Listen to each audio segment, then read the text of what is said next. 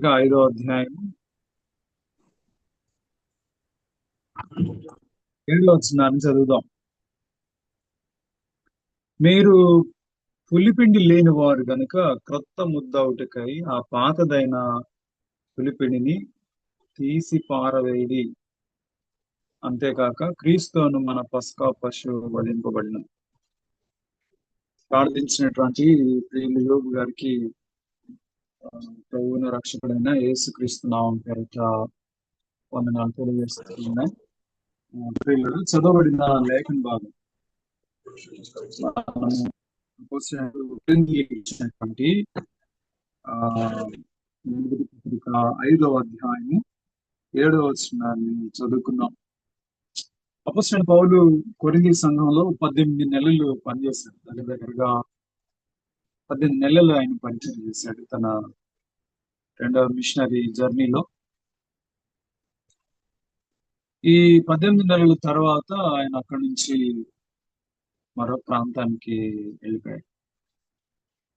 పౌలుకున్నటువంటి ఒక మంచి లక్షణం ఏంటంటే ఆయన ఎక్కడికి వెళ్ళినా తాను విడిచిపెట్టి వచ్చినటువంటి సంఘం యొక్క యోగక్షేమాలు తెలుసుకోవడం అనేది ఆయనకు ఉన్నటువంటి ఒక మంచి అలవాటు.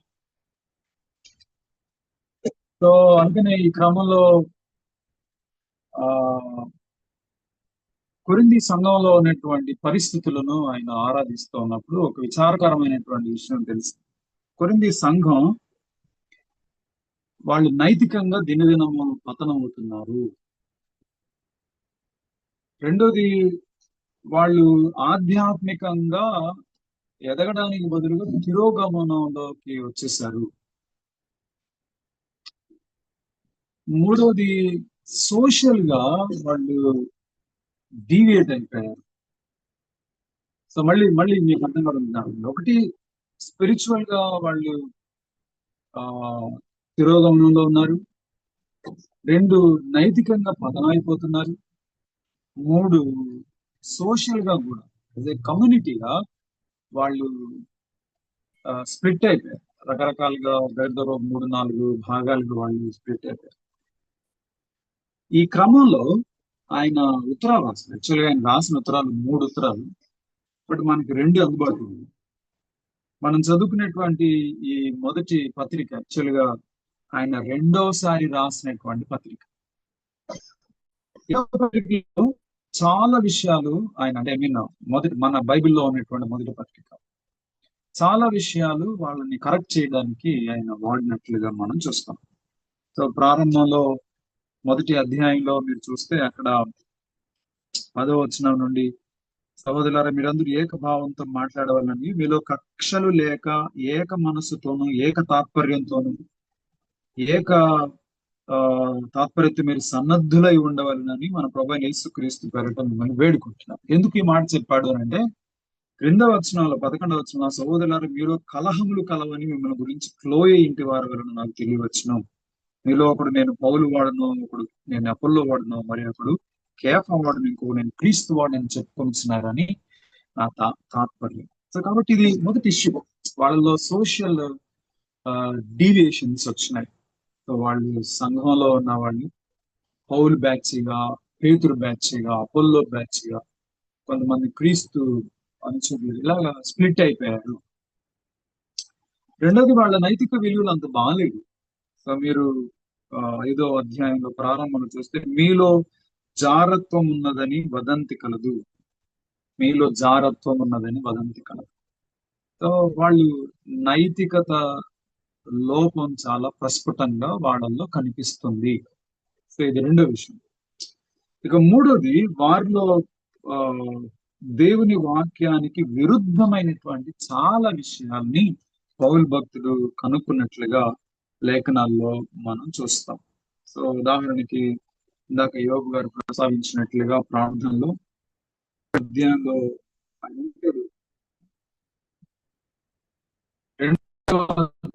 సోదరులారా నేను మీ వద్దకు వచ్చినప్పుడు వాక్చాతుర్యముతో గాని జ్ఞానాతిశయంతో కానీ దేవుని మరణం మీకు ప్రకటించు వచ్చిన వాళ్ళను కాదు.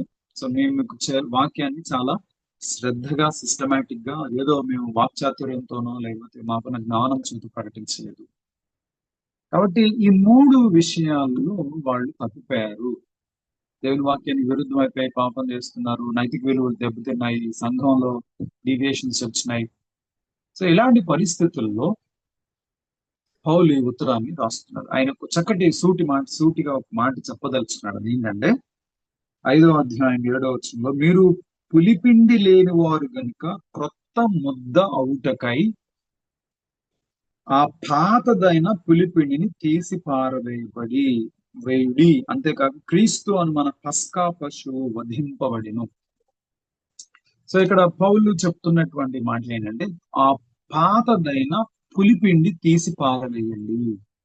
పాతదైన పులిపిండి తీసి పారవేయండి. తద్వారా మీరు కొత్త ముద్ద అవుతారు.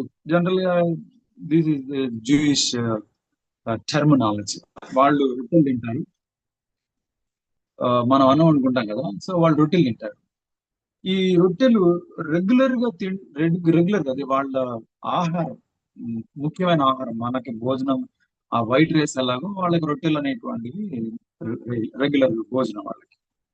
అయితే వీళ్ళు ఏం చేస్తారంటే, ఆ ముద్ద నెక్స్ట్ డేకి రెడీ అవడం కోసం నిన్నటి దినాన్న ఉన్నటువంటి ఒక చిన్న ఒక పీస్ ని అందులో పెడతారు. ఫర్ ఎగ్జాంపుల్, మీరు పొద్దున్న టిఫిన్ కి అట్లు పోసుకుంటారు కదా, ఈ రోజు సాయంత్రం దాన్ని నానబెట్టి రుబ్బి అలా పెట్టేస్తారు. తెల్లారి పొద్దుటికి పులిసిన తర్వాత అప్పుడు వేసుకుంటారు అట్లు.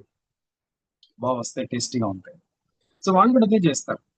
రేపు తయారు చేయబోయే రొట్టెలకు సంబంధించిన పిండిలో ఈ రోజు మిగిలిపోయినటువంటి ఆ పిండిని కొంచెం యాడ్ చేయడం ద్వారా అదంతా కూడా పులిసి రెడీ అవుతుంది. సో ఇప్పుడు మనం ఈస్ట్ అనేటువంటిది మన బ్రెడ్లో వీటిలో వాడుకుంటున్నాం. సో ఇప్పుడు పౌలు వాళ్ళకి బాగా పరిచయం ఉన్నటువంటి ఒక విషయాన్ని తీసుకొని దాన్ని వాళ్ళ ఆత్మీయ జీవితానికి ఆపాదించి మాట్లాడుతున్నాడు. సో ఇప్పుడు ఈ పులిపిండి కొంచెమే, కానీ ముద్ద అంతటిను కూడా పులియ చేస్తుంది. అలాగే మీ జీవితంలో ఉన్నటువంటి పాపము. సో ఏంటంట 8వ వచనంలో, కనుక పాతదైన పులిపిండితోనైనను దుర్మార్గతయు దుష్టత్వము అను పులిపిండితోనైనను కాకుండా నిష్కాపట్యమును సత్యమును అను పులిని పిండితో పండగ ఆచరింతుము.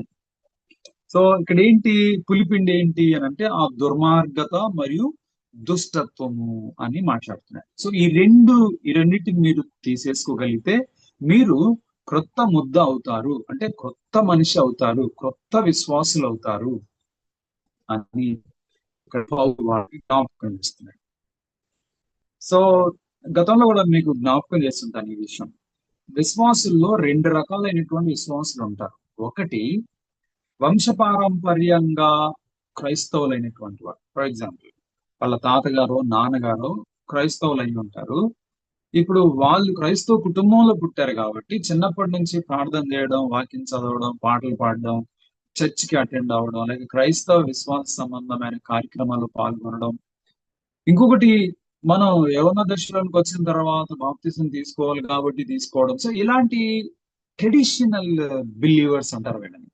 సాంప్రదాయబద్ధంగా వచ్చేటువంటి క్రైస్తవులు, తండ్రులను బట్టో లేక తల్లులను బట్టో ఫోర్ ఫాదర్స్ ని బట్టో వాళ్ళ సంఘంలోనికి వస్తారు. రెండవ రకం ఎవరయ్యా అంటే, ఎక్కడో వాక్యాన్ని వినుంటారు, కుటుంబ ప్రార్థనలోనో, ఉద్యోగ సభల్లోనో, లేక సంఘ కూడికల్లోనో, ఏదో ఒక స్థలంలో ఏదో ఒక సందర్భంలో దేవుని వాక్యాన్ని విని ఆ వాక్యం చేత పట్టబడి యేసుక్రీస్తునందు విశ్వాసం అంగీకరించి తమ పాపములను ఒప్పుకొని మారుమనసు పొంది పాపక్షమాపణ నిమిత్తమై బాప్తిసం పొందడం ద్వారా సంఘంలోనికి చేర్చబడినటువంటి వాళ్ళు.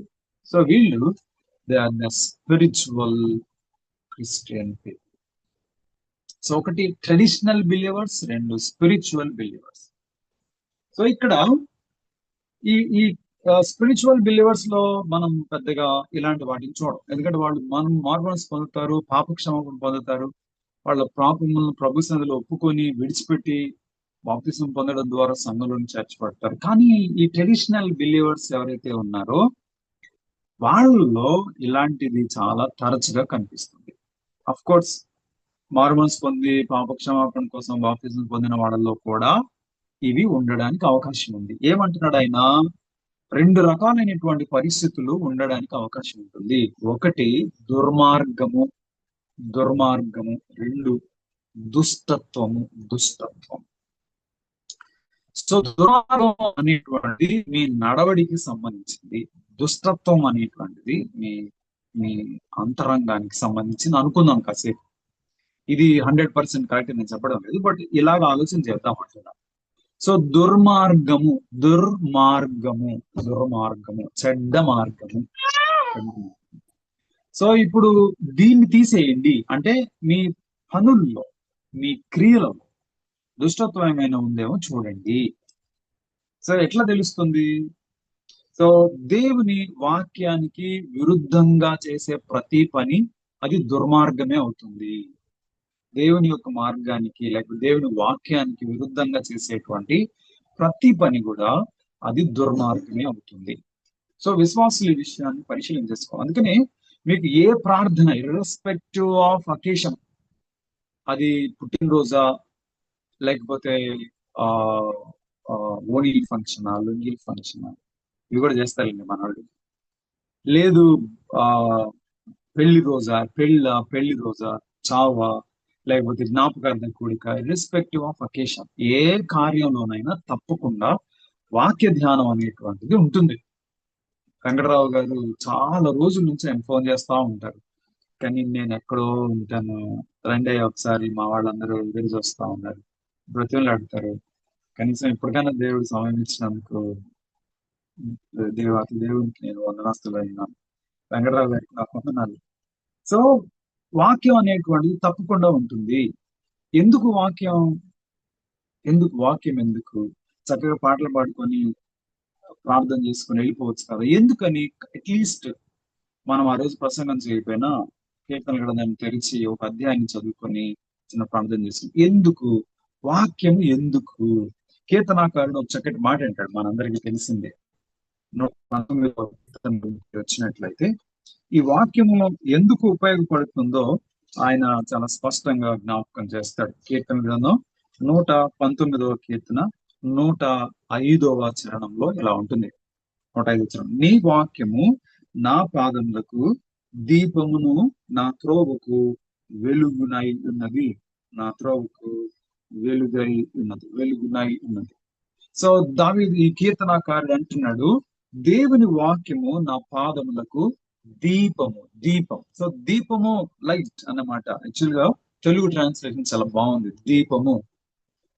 దీపాలు ఇప్పుడు లేవు, ఇప్పుడు ఉన్నటువంటి జనరేషన్స్ కి దీపాల సంగతి తెలియదు.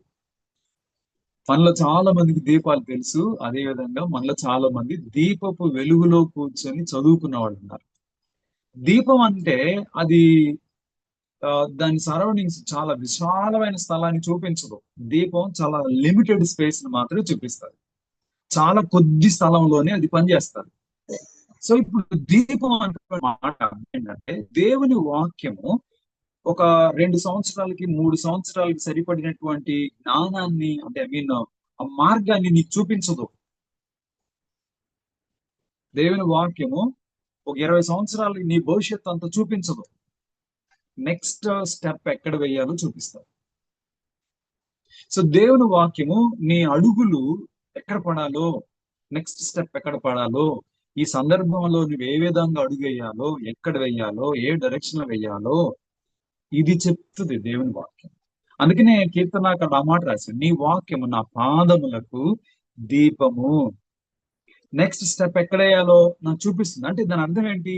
దేవుని వాక్యము చేత ఒక్కొక్క అడుగు వేస్తూ విశ్వాసులు తమ విశ్వాస జీవితాన్ని కొనసాగిస్తారు. అందుకోసం ఇవ్వబడింది అది. రెండోది ఇంకొక మాట ఏమిటండి, నా త్రోవలకు వెలుగై ఉన్నది. To understand your ways. Don Moen అని ఒక మంచి దైవ సేవకుడు ఒక పాట రాశాడు, God is good all the time, God is good all the time అనే పాట. మీలో చాలా మందికి వచ్చే పాట. అందులో ఒక చక్కటి వచనం ఉంటుంది, may I not understand his ways. May I not understand his ways అంటే నాకు దేవుని మార్గాలు అర్థం కాకపోయినా God is good because he will guide us, he will lead us. ఇలాగా సో ఆయన మార్గాలను అర్థం చేసుకొని ఒక్కొక్క అడుగు వేస్తూ ముందుకు కొనసాగడానికి దేవుని వాక్యం అనేది అవసరం. సో ఇప్పుడు అది లేదనుకోండి, నీ ఇష్టం వచ్చినట్టు అడుగులేస్తావు. అది లేదనుకోండి, దేవుని వాక్యం లేదనుకోండి, నీ ఇష్టం వచ్చినట్లు బ్రతుకుతావు. దేవోక్తి లేని చోట జనులు కట్టుతప్పి తిరుగుతారట. సో నా ప్రియమైన దేవుడు కదా. సో దుర్మార్గం అనేటువంటిది ఎప్పుడు ప్రారంభం అవుతుంది మనుషుల జీవితాల్లో అంటే, దేవుని వాక్యము లేని రోజున. సో దేవుని వాక్యాన్ని విడిచిపెట్టి దూరంగా వెళ్ళిపోయిన ప్రతి అడుగు అది దుర్మార్గమే అవుతుంది. సో అలాంటిది ఏదైనా ఉందేమో పరిశీలించండి అంటున్నాడు. మీరు ఇలాగ ప్రవర్తించడం, ఎందుకు మీరు ఇలా బిహేవ్ చేస్తున్నారు అని అంటే, మీ జీవితంలో దేవుని వాక్యానికి ఎంతవరకు మీరు స్థానాన్ని ఇవ్వగలుగుతున్నారు? దేవుని వాక్యం చేత నడిపించబడుతున్నారా, లేక మీ ఆలోచనలు, లేక ఎవరో పెద్దవాళ్ళు చెప్పారు కాబట్టి అలా నడుచుకుందాం, ఫేమస్ స్పీకర్, అనుభవం కలిగిన దైవ సేవకుడు చెప్పాడు కాబట్టి ఇలా నడుద్దాం. సో దేవుని వాక్యం, దేవుని వాక్యం. అందుకనే కీర్తన, నా పాదములకు దీపము, నా త్రోవలకు వెలుగైంది. ఇంకొక పని కూడా దేవుని వాక్యం చేస్తుందట. ఇంకొక పని కూడా చేస్తుంది. హెబ్రీయులకు రాసిన పత్రికలో 4వ అధ్యాయము 12వ వచనంలో మళ్ళీ మనం 119వ కీర్తనలోనికి వస్తాం. హెబ్రీ పత్రిక వెళ్ళొద్దాం. హెబ్రీయులకు రాసినటువంటి పత్రికలో మనందరికీ తెలిసిన వాక్యమే అది. 4వ అధ్యాయం 12వ వచనం. నీ వాక్యం, దేవుని వాక్యము అది సజీవమైంది, బలము కలిగింది, రెండంచులు కలిగిన ఎటువంటి ఖడ్గం కంటే అది వాడి అయి ఉండి ప్రాణాత్మలను మూలుగులను విభజించినంత మట్టుకు దూరుచు హృదయం యొక్క తలంపులను ఆలోచనలను అది శోధిస్తుంది. దేవుని వాక్యం సజీవమైంది, బలము కలిగింది, రెండంచులు కలిగిన ఎటువంటి ఖడ్గం కంటిన వాడిగా ఉండి ప్రాణాత్మలను కీళ్లను మూలుగులను విభజించినంత మట్టుకు దూరుచు హృదయం యొక్క తలంపుల యొక్క ఆలోచనలను శోధించుతున్నది. ఇది చేస్తున్నది. నీ అడుగులు ఎక్కడ వేయాలో అది మాత్రమే కాదు, నీ హృదయాన్ని, నీ అంతరంగాన్ని కూడా అది శుద్ధీకరిస్తుంది. అంతరంగాన్ని కూడా శుద్ధీకరిస్తుంది. సామెతల గ్రంథం 3వ అధ్యాయంలో సొలొమోను భక్తుడు ఈ మాట జ్ఞాపకం చేస్తారు. 3వ అధ్యాయం, నా కుమారుడా, మొదటి వచనం, నా కుమారుడా, నా ఉపదేశమును మరువకుము, నా ఆజ్ఞలను హృదయపూర్వకముగా గైకొనుము. అవి దీర్ఘాయువును సుఖజీవముతో గడిచి సంవత్సరాలు శాంతినికి ఇస్తాయి. సో నా ఉపదేశాన్ని మర్చిపోవద్దు, నా ఆజ్ఞలను హృదయపూర్వకంగా గైకొను. సో దేవుని వాక్యము నీ అడుగులను స్థిరపరుస్తుంది, నీ హృదయాన్ని గుణపరుస్తుంది, శ్రేష్టమైనటువంటి భవిష్యత్తును నీ కొరకు సిద్ధపరుస్తుంది. సో ఇది లేని రోజున నువ్వు చేసేటువంటి పని అంతటి కూడా అది దుర్మార్గం అవుతుంది. నువ్వు నడిచే మార్గాలన్నీ కూడా దుర్మార్గమే అవుతుంది. సో ఇప్పుడు ఈ దుర్మార్గంలో నడిచేటువంటి వాళ్ళంతా కూడా దుష్టత్వంలో పడతారు. ఇలాగ దేవుని వాక్యాన్ని విడిచిపెట్టి నడిచేటువంటి ప్రతి వారు కూడా దుష్టత్వంలో పడతారు. సో ఇలాంటి దుష్టత్వం అనేటువంటి మాటలు లేఖనాల్లో చాలా విరివిగా వాడబడ్డాయి. సో ప్రివెంట్ ఏంటి కదా, పౌలుకి తిమోతికి రాస్తూ 2వ పత్రిక 3వ అధ్యాయంలో చాలా విషయాలు ఆయన మాట్లాడుతూ వస్తాయి.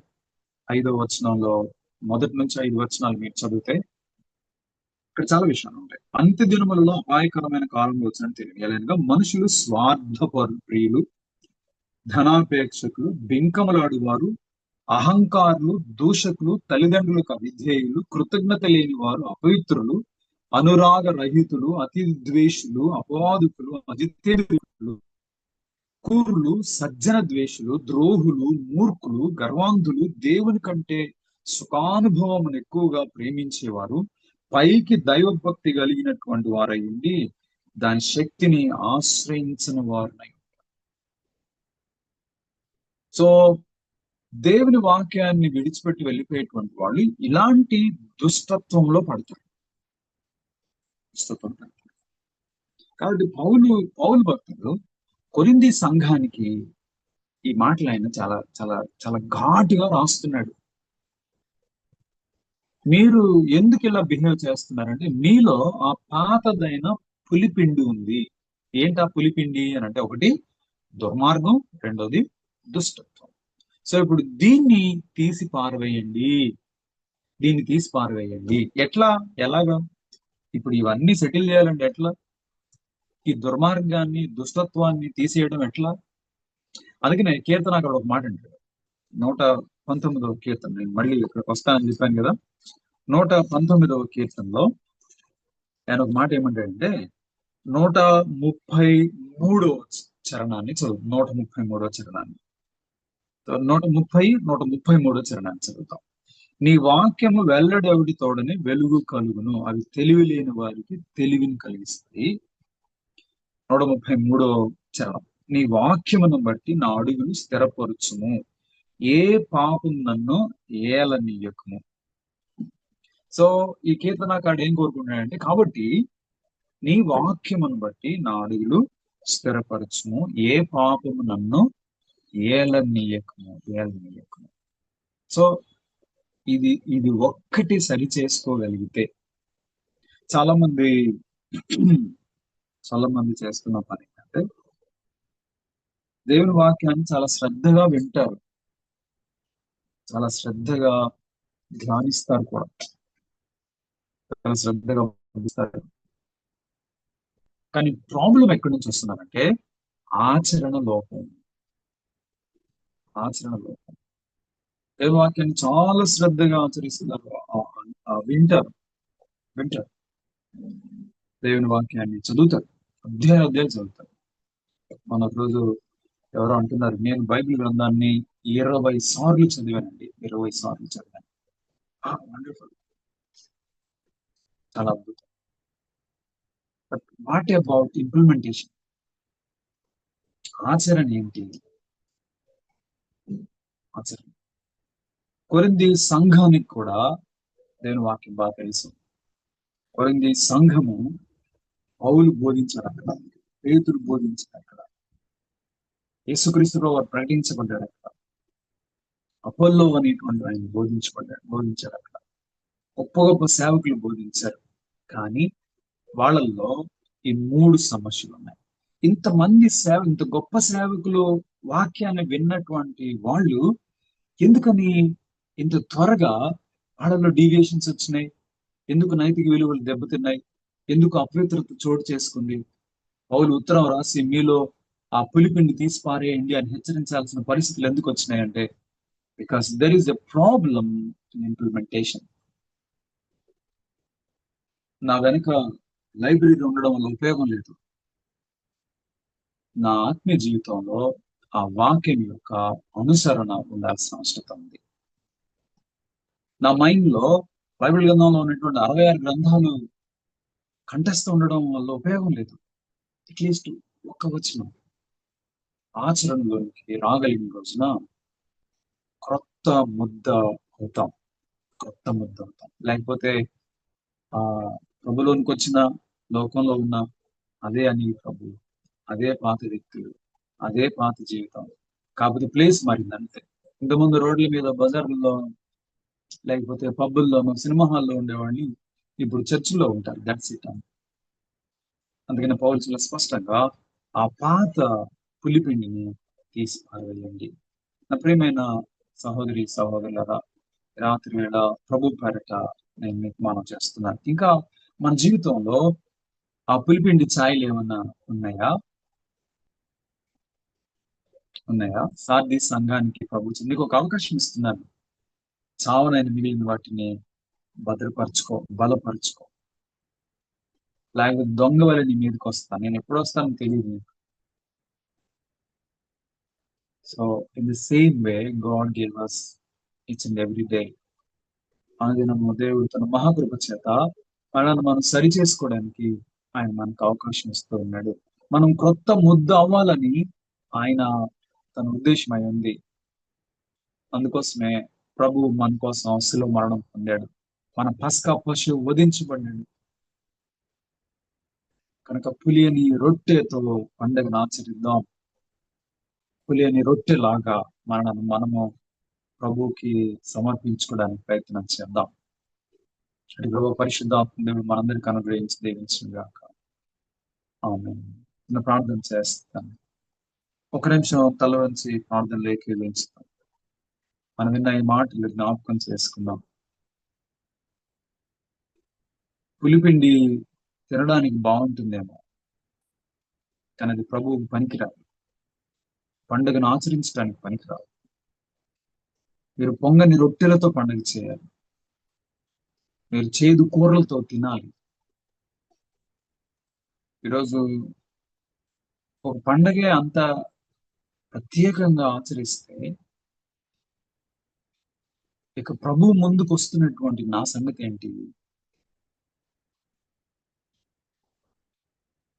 అందుకనే ఎక్కడ ఎక్కడ కొరింథీ సంఘంలాగా మనం కూడా డివేట్ అయిపోతామేమని యేసుక్రీస్తే స్వయంగా సిలువలో ఆయన వేలాడాడు. ఆ సిలువ అనే బలిపీఠం మీద తనను తను బలిగా అర్పణగా అర్పించుకున్నాడు.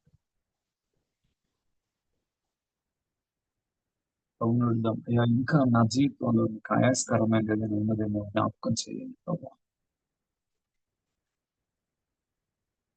జ్ఞాపకం చేయండి. కొత్త ముద్దగా మీ సన్నిధిలోకి రావడానికి సహాయం చేయండి. ఆ పాతదైన పులిపిండి ఛాయలు అలా లేకుండా సహాయం చేయండి ప్రభు అని అడుగుదాం. పరిశుద్ధుడు అయిన మా తండ్రి, మహోన్నతుడా ఘనమైన వారిని పొందినాలి.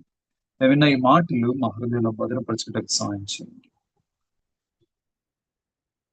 మేము విన్న వాక్యాన్ని ఆచరణలో పెట్టగలిగినటువంటి విశ్వాసంగా ఉండడానికి సహాయం చేయమని జ్ఞాపకం చేస్తున్నాం. అనుదినం ఎంతో భారంతో నేను బిడ్డలు నిర్వహిస్తూ ఉన్నా నేను ఈ ఆన్లైన్ ప్రేయర్ సెల్ కొరకు ప్రార్థిస్తున్నాం. పార్టిసిపేట్ చేస్తున్న ప్రతి కుటుంబాన్ని దీవించండి, ఆశీర్వదించండి. బిడ్డల ప్రతి అవసరతలు మీరు తోడుగా ఉండండి. బిడ్డలకు కావాల్సినటువంటి సమస్తాన్ని సమకూర్చండి. ఏ హృదయాలతో వారిని సన్నిధిలో ఉన్నారో వారిని జ్ఞాపకం చేసుకునండి. అంతకు మించి మా ఆత్మ జీవితాన్ని బలపరచండి. నమ్మకమైన వారుగా జీవించినట్లు సహాయం చేయండి. అనారోగ్యంలో బలహీనతల్లో ఉన్న బిడ్డలను దర్శించండి. మీకు గాయపడసలతో ముట్టండి, స్వస్థపరచండి. చదువుకుంటున్న బిడ్డలు ఆయన 10th class intermediate exams results వచ్చినాయి. పాస్ అయినటువంటి బిడ్డలను బట్టి మీకు వందనాలు. వారి కష్టానికి ఆయన వారి ప్రయాసకు తగిన ప్రతిఫలాన్ని తెచ్చినందుకు వందనాలు. ఆయన బ్యాక్లాగ్స్ ఉన్నటువంటి బిడ్డలను జ్ఞాపకం చేసుకోండి. ఇన్స్టెంట్ లో సప్లిమెంటరీలో వాటిని కంప్లీట్ చేయడానికి ప్రభు చూపండి. ఉన్నతమైన చదువుల కోసం వారిని సిద్ధపరచండి. ఉద్యోగాల కొరకు, వివాహాల కొరకు, గర్భఫలాల కొరకు, ప్రమోషన్స్ కోసం ఎదురు చూస్తున్న బిడ్డలను దర్శించండి. ఆయన బ్రోకెన్ ఫ్యామిలీస్ కోసం ప్రార్థిస్తున్నాం. నిన్ను బట్టి వారి సమాధానం పరచబడ్డానికి సహాయం చేయండి. వృద్ధాప్యంలో ఉన్న బిడ్డలను దర్శించండి. మంచి ఆరోగ్యం అనుగ్రహించండి. ఉదయాన్నే లేచి రకరకాలైన డ్యూటీస్ పెడుతున్న బిడ్డలను జ్ఞాపకం చేసుకోండి. వారి ప్రయాణాలు మీరు తోడుగా వారిని సంరక్షించండి. ప్రియ ప్రభువా, మా ఆత్మ జీవితాలను బలపరచండి. ప్రభు ప్రత్యక్ష కొరకు ఎదురు చూస్తూ ఆ పులిపిండి లేని వారమై ఆయన ముందు కొత్త ముద్దగా నిలబడినట్లు సహాయం చేయమని రాత్రి గాల దేవునితో నింపండి. రేపటి ప్రభు దినాన్ని మేమందరం మీ పాదాలు చెంత చేరిని మైంపరచు భాగ్యం దయచేయమని క్రీస్తు యేసు శ్రేష్టమైన నామంలో వినయముతో ప్రార్థించి వేడుకొంచున్నాం తండ్రి. ఆమేన్. ఈ శ్రేష్టమైన సమయంలో ఈ చక్కటి అవకాశం ఇచ్చినటువంటి వీళ్ళు ప్రేమతో ఆనందించిన